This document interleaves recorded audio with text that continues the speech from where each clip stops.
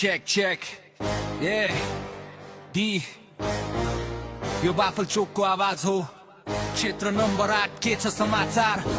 हाम्रो नेता हाम्रो शान विराज भक्त श्रेष्ठ घन्टी बज्यो है अब परिवर्तन आउँछ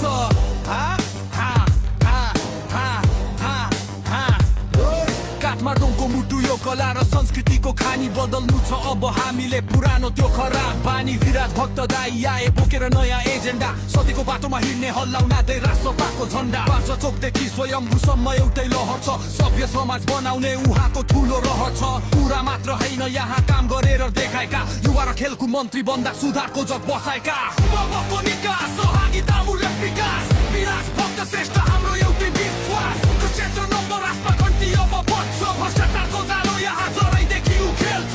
युवाको निकास सहभागितामूलक विकास विराज भक्त श्रेष्ठ हाम्रो एउटै विश्वास क्षेत्र नम्बर 8 घन्टी अब बज्छ भ्रष्टाचारको जालो यहाँ जरैदेखि उखेल्छ विरासत जोगाउनु छ सम्पदाको संरक्षण नीति र नियममा अब ल्याउनु छ परिवर्तन बाफलका मतदाता भन्छन् दाई अघि बढ्नुस् हाम्रो पुरन साथ छ जितको शिखर चढ्नुस् सभ्य राजनीति स्पष्ट भिजन यही हो हाम्रो माग स्वच्छ छवि उच्च विचार देशको लागि अनुराग सडकदेखि सदनसम्म तपाईको आवाज बुलन्द पुराना ती व्यक्ति अब सबै हुनेछन् बन्द युवाको निकास सहभागितामूलक विकास विराज भक्त श्रेष्ठ हाम्रो एउटै विश्वास क्षेत्र नम्बर 8 घन्टी अब बज्छ भ्रष्टाचारको जालो यहाँ जरैदेखि उखेल्छ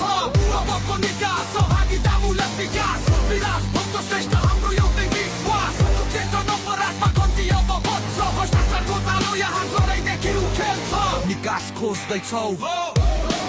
विकास रोज्दैछौ